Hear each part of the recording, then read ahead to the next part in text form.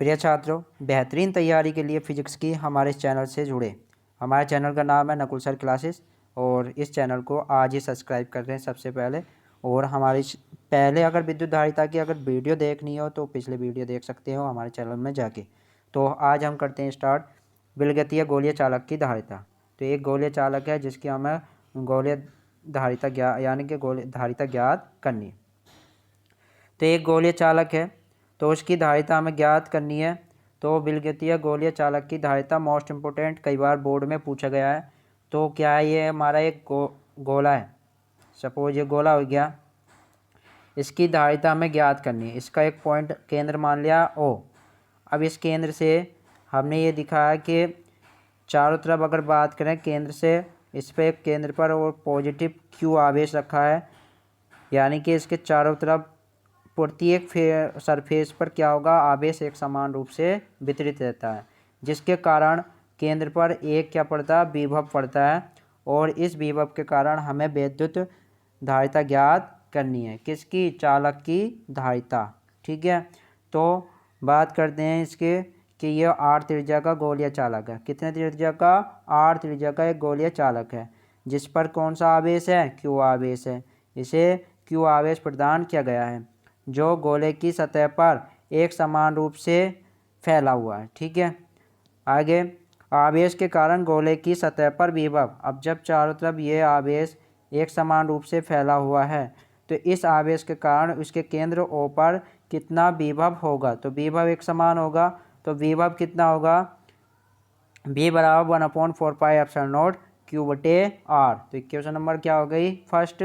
विभव भी हम तुम्हें पिछले वीडियो में पढ़ा चुके हैं, देख सकते हो हमारे चैनल में जाके आप आराम से देख सकते हो। और इस वीडियो में हम तुम्हें गोले चालक की धारिता का सोल्व करवाते हैं। देखो गोले की धारिता क्या होती है? C बराबर Q/V। तो समीकरण 1 से हम क्या करेंगे? V का मान रख देंगे। समीकरण 1 से क्या करा हमने? V का मान रखेंगे। अब देखो यहाँ ही देखते हैं अभी कि V का जैसा हम मान रखेंगे तो समीकरण 1 से C बराबर Q/V का मान कितना? 1/4πε0 और क्या है? Q/R। ठीक है, Q से Q क्या आ जाएगा? कैंसिल। तो ये बटे में है तो बटे से क्या होगा? ये ऊपर पहुँच जाएगा। तो C बराबर कितना आ जाएगा? 4πε0R। बात करते हैं 4πε0 की, तो ये क्या हमारी कांस्टेंट वैल्यू है। ठीक है, 4πε0R। तो ये कांस्टेंट वैल्यू है। कांस्टेंट वैल्यू को अगर हटाते हैं तो यहाँ अनुक्रमानुपाती चिन्ह लगा देंगे और R। तो इसका मतलब किसी गोलीय चालक की धारिता उसकी त्रिज्या के अनुक्रमानुपाती या समानुपाती होती है। ओके, समझ में आ गया? यही हमने नीचे लिखा है। देखो कि C बराबर हमने Q/1/4πε0 Q/R रख दिया। तो Q से Q क्या हो गया? कैंसिल हो गया। तो ये नीचे ही जो बचता है ये ऊपर पहुंच गया। तो कितना आ गया? 4πε0R। ठीक है, और विद्युत धारिता का जो मात्रक होता है वो फैराड होता है। फैराड को हम किससे रिप्रेजेंट करते हैं? F से रिप्रेजेंट करते हैं। अब यदि इनके बीच परावर्तनांक K रखा होगा तो C बराबर कितना हो जाएगा? 1/4πε0 KR। ये तो होगी निर्वात में। किसमें? निर्वात में। और ये हमारी होगी किसमें? ये होगी जब परावर्तनांक रखा हो। परावर्तनांक तो मैं बता दें जैसे कि मोम, कांच आदि हैं। ठीक है, तो ये फैराड हो गया। तो आगे ये कांस्टेंट वैल्यू हो तो ये हमने कांस्टेंट वैल्यू हटा दी। तो इसका मतलब क्या बचा? ये R। तो विद्युत धारिता जो होती है किसी गोलीय चालक की विद्युत धारिता उसकी त्रिज्या के अनुक्रमानुपाती होती है। ठीक, याद रखेंगे इसको। अब नेक्स्ट टॉपिक आता है हमारा क्या है? संधारित्र, कैपेसिटर। अब बात कर देते हैं संधारित्र क्या है। संधारित्र क्या होगा कि इसमें दो आवेश होंगे। कितने आवेश होंगे पहले समझ लेते हैं, बाद में बात करेंगे। कि दो आवेश होंगे, एक पॉजिटिव चार्ज होगा और एक निगेटिव चार्ज।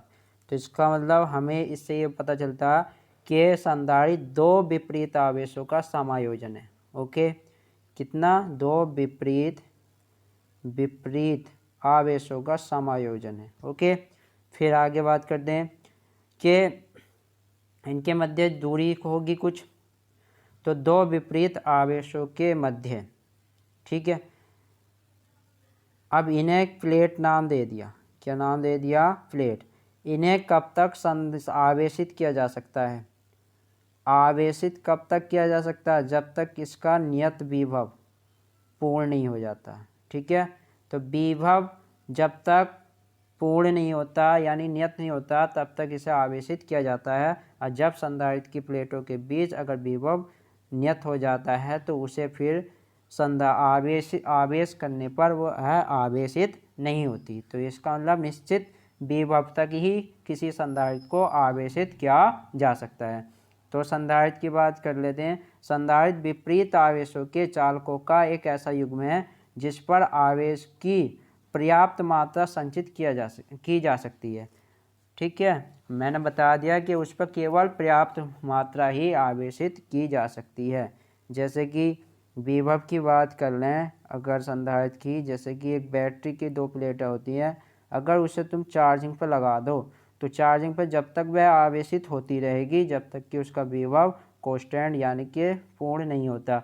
जब उसका विभव नियत हो जाता है यानी कि उससे आगे एक सीमा होती है, सीमा के आगे उसे चार्जिंग यानी कि अर्थात आवेशित नहीं किया जा सकता है। तो यह हो गया हमारा संधारित्र। अब संधारित्र का सिद्धांत क्या है कि किसी चालक प्लेट के विभव को या आवेश नियत रखकर कम करके धारिता बढ़ाने की क्रिया को संधारित्र का सिद्धांत कहते हैं। समझ में आया कि किसी चालक के द्वारा देखो, किसी चालक प्लेट के विभव को कम करके धारिता बढ़ाने की क्रिया को संधारित्र का सिद्धांत कहा जाता है। ठीक है, तो ये तुम्हें चित्र दिख रहा होगा, इसे भी बना लेना। और आज यहाँ तक ही, कल लेकर आएंगे संधारित्र से रिलेटिव नेक्स्ट वीडियो में, और नेक्स्ट वीडियो में संधारित्र से रिलेटिव देखेंगे। ओके, और याद रखिए हमारे इस चैनल को सब्सक्राइब कर लेना जिससे कि तुम्हें हमारे ये वीडियो प्राप्त होते रहें।